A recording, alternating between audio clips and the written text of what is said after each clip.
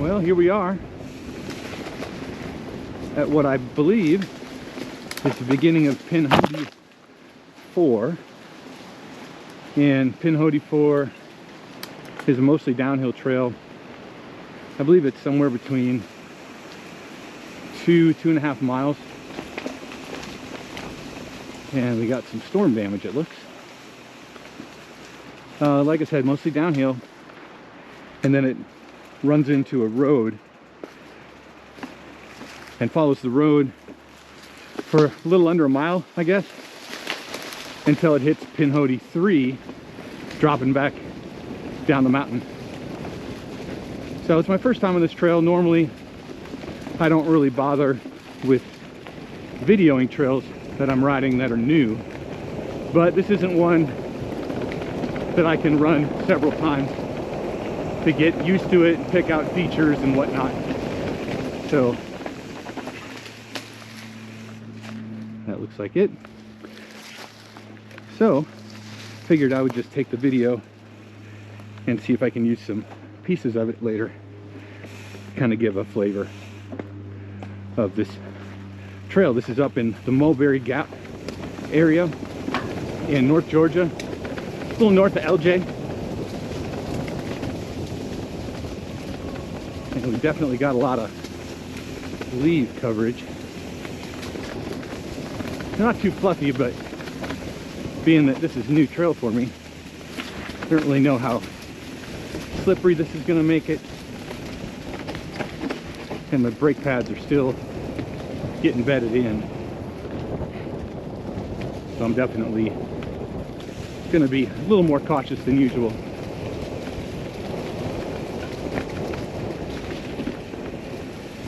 The thing about these routes is they can cover some off-camber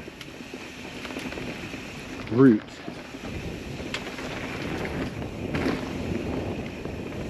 So that's the only thing I really worry about.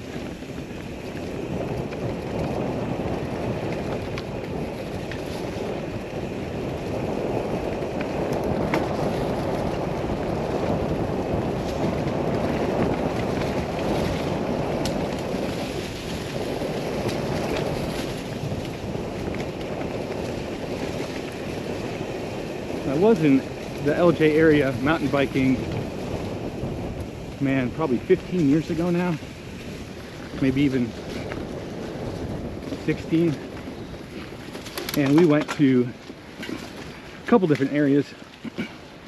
And what I do remember about it was that there was a lot of trail kind of like this on the way down. We took fire roads up mostly. But once you started coming down, it was all this relatively narrow bench cut stuff. And I remember very vividly enjoying it like nothing, because to that point I'd only ever mountain biked in Florida.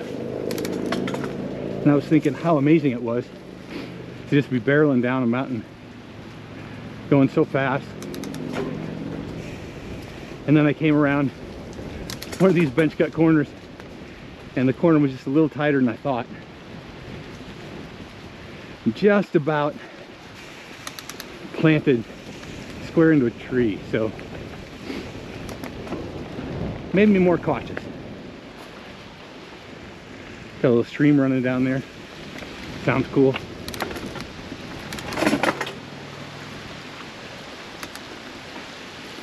Oh, it looks like we're gonna cross it.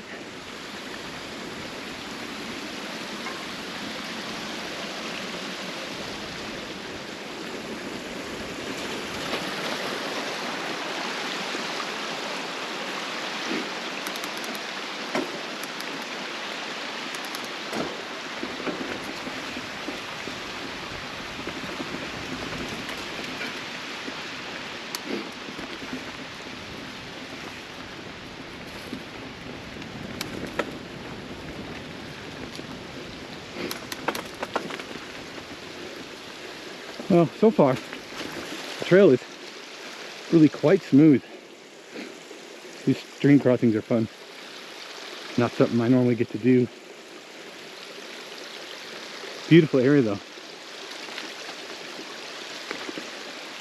can actually see pretty far, being that it's end of winter and all the leaves are down. It's cool.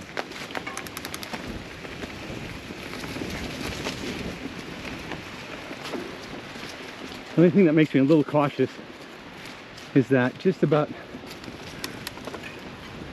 all of the trail surface, and it's pretty common in the other trails like this I've run in past years, it's all cambered just a little bit downhill, and you let that get in your head, it can kind of make you extra cautious.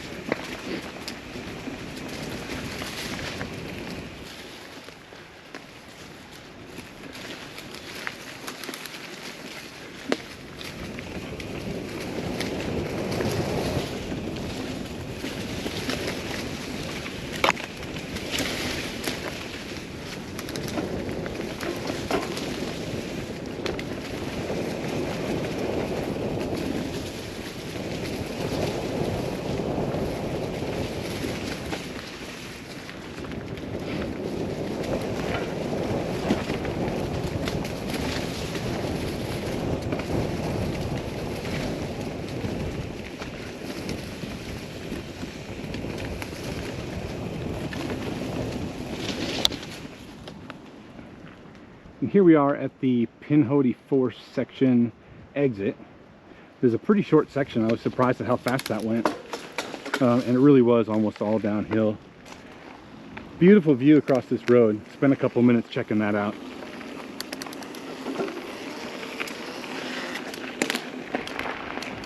And now we've got a little climbing to do to get up to the Pinhoti 3 put-in.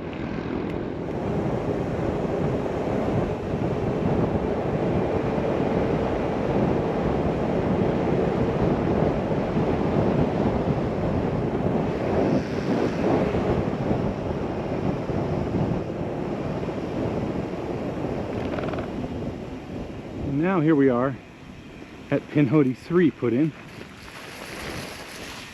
and this will bring us down to the dirt road, or the gravel road, right by the campground, Mulberry Gap. Now let's see what Pinhoti 3 is like. I'm expecting pretty similar to what we've seen so far.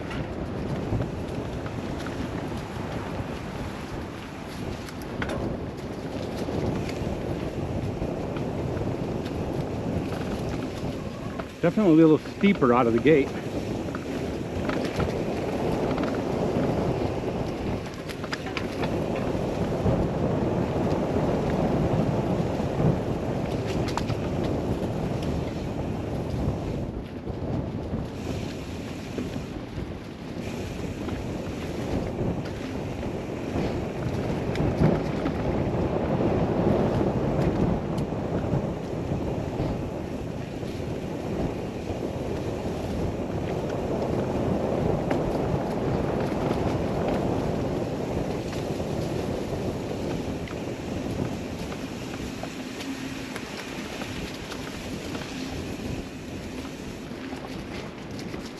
Well, as far as trail difficulty goes, I have to say this is clearly all very safe green trails so far. And unless something changes dramatically, I would have no hesitation with a short travel cross-country bike in here. There's just not much chunk. Definitely have some switchbacks, it looks.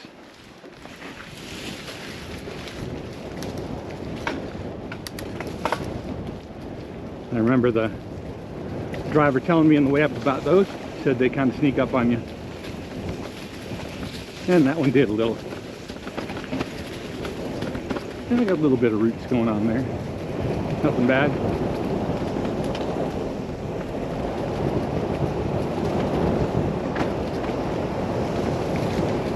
Yeah, this is more of the feeling I remember from when I was here years ago.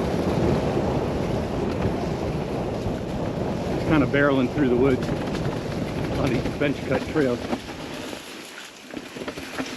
Kind of makes the eyes water a little bit. But when you can't see what's coming up, those can be pretty unnerving. Guess that's the nice part about this time of year. Oops, missed that corner. This time of year, at least you can see a little bit further down the trail than you might otherwise when it's summertime.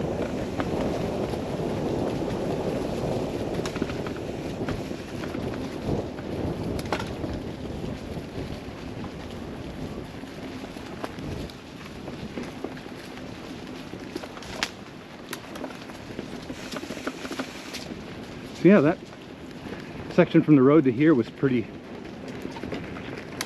fun. Next time I'll have to remember that and let it go a little bit faster, I think. There was really nothing surprising in there, except that switchback, of course. And a couple of those corners were a little flat at speed, but really not that bad.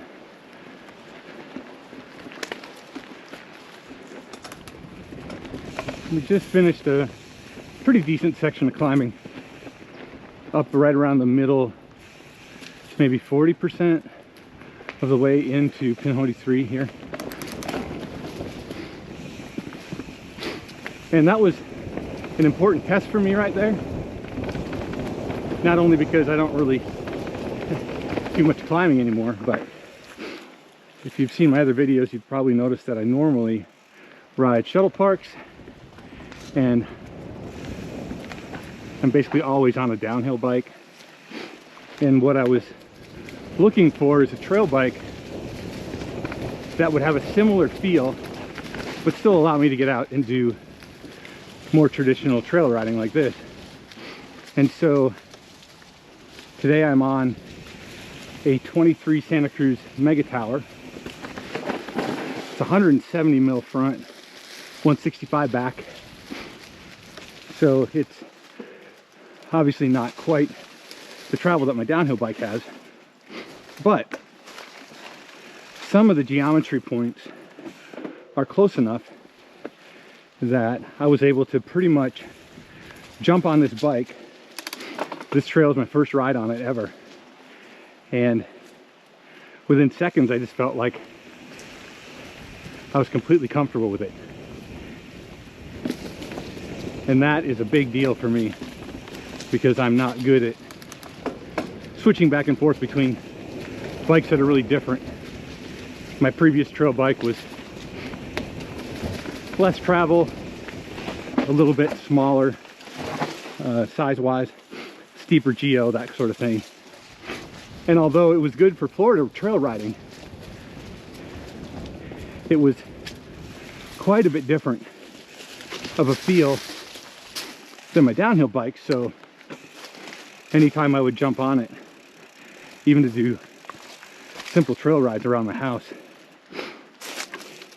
it just took me so long to kind of reprogram all my instincts to be comfortable with that smaller bike, that different geometry. So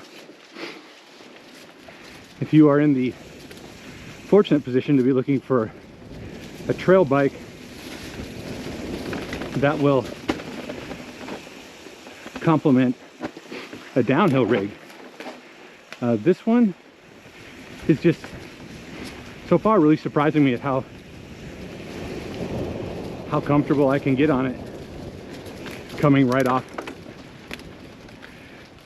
you know, a 200 mil travel dual crown spring setup. This one's running the Air Fox Float X2. And I don't know, it's definitely pretty early on for me to make any wild claims, but my biggest issue really was the immediate comfort that I needed when I switched bikes. And that's the biggest checkbox, and I have to say, definitely check that box hard.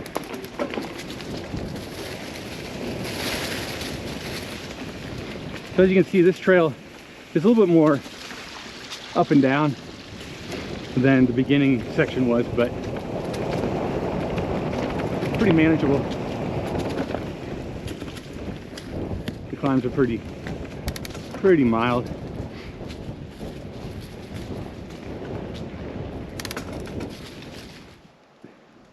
Well, if my guess is right, at this point we're just about to the top of the climb on Pinhoti 3. You can kind of see down this kind of drainage channel. About as far as you can see is probably a quarter of the climb up. I'm guessing somewhere between 350 and 450 feet from the lowest point on Pinhoti 3.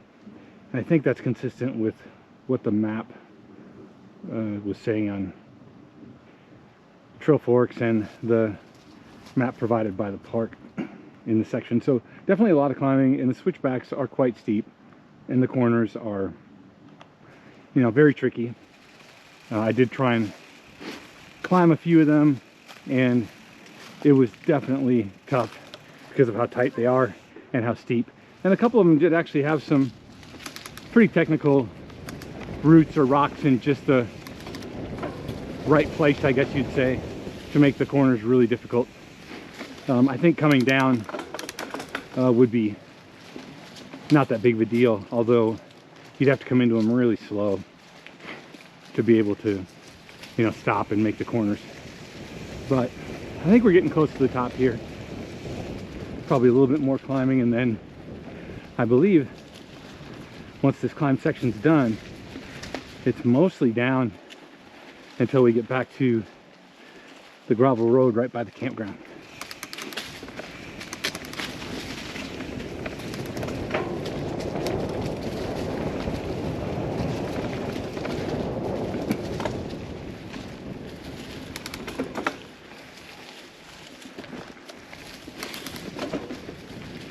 And this trail just continues to be very smooth. Really nothing the least bit technical on it.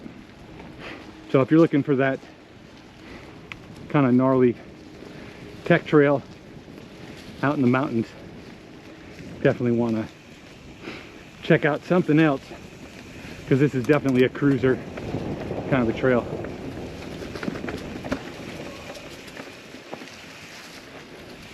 Looks like these might be the beginning of the switchbacks the driver was telling me about on the way down this last bit of section 3.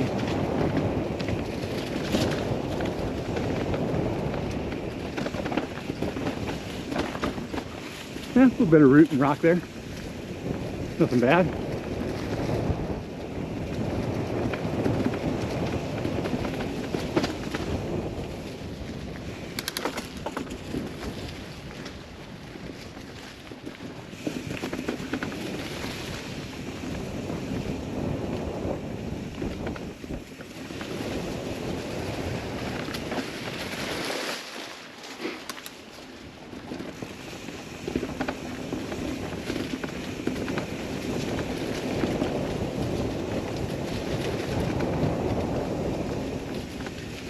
Yeah, it definitely sucks you in.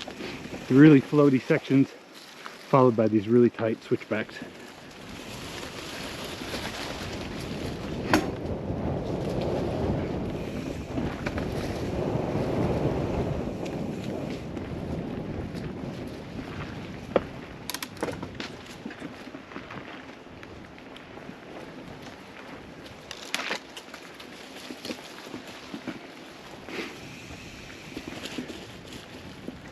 And as you usually need to be aware of in the mountains, there have been several down trees that weren't cut apart yet, so it's something to always be aware of when you're riding stuff out in the longer sections where it's tough to get a chainsaw out too regularly. We had a lot of severe weather here recently too.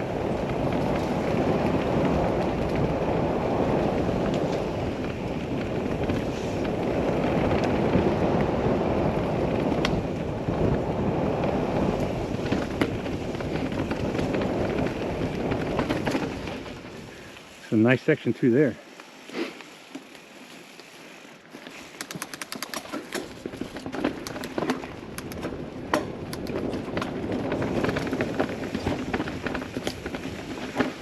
I'm actually finding some rock down toward the end of this trail. Haven't really seen much of that so far.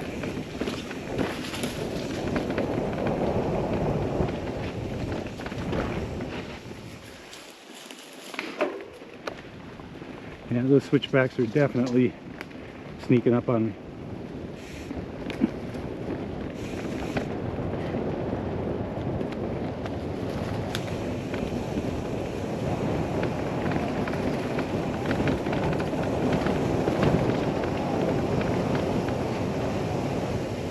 Rider up.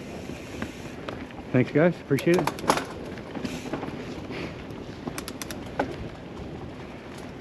It's another good point. This trail is two-way and it is multi-use. So another good reason to kind of take it easy. I have come across bikers going the opposite direction, and those are obviously some hikers, my first one so far, but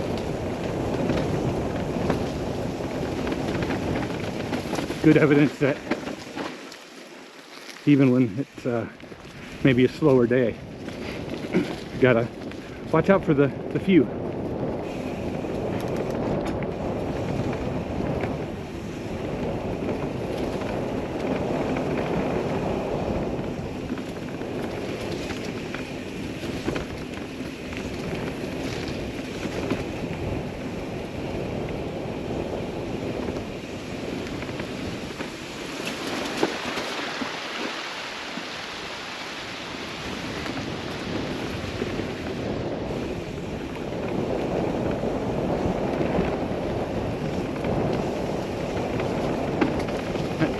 Really wish I knew better what was coming up. You can definitely feel that you could go super fast through some of these sections, but I'm being pretty conservative, dragging a lot of brake through those, just because it's hard to know what's gonna come around the next corner, especially one of those switchbacks. They keep surprising me.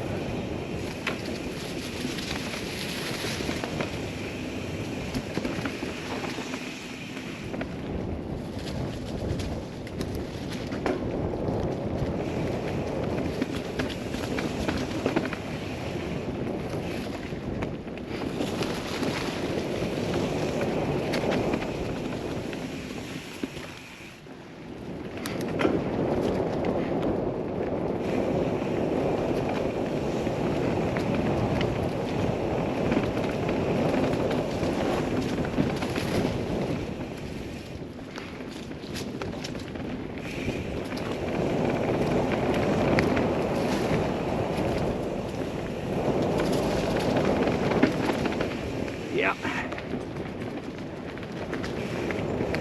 So tempting to let it go even faster through those sections back there, but just don't know what's coming.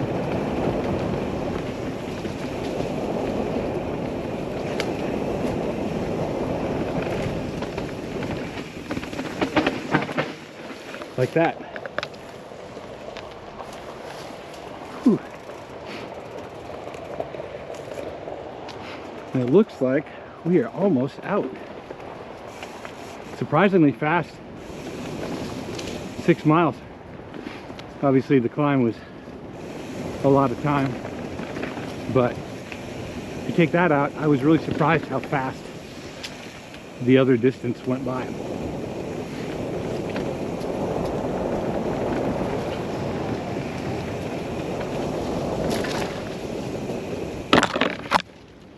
Oops. Low hanging branch there.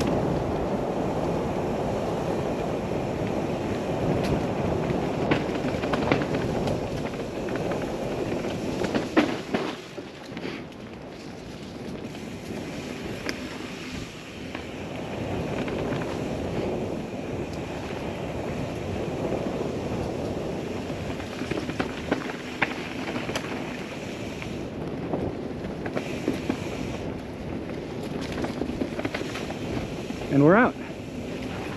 It's the end of Pinhoti 3.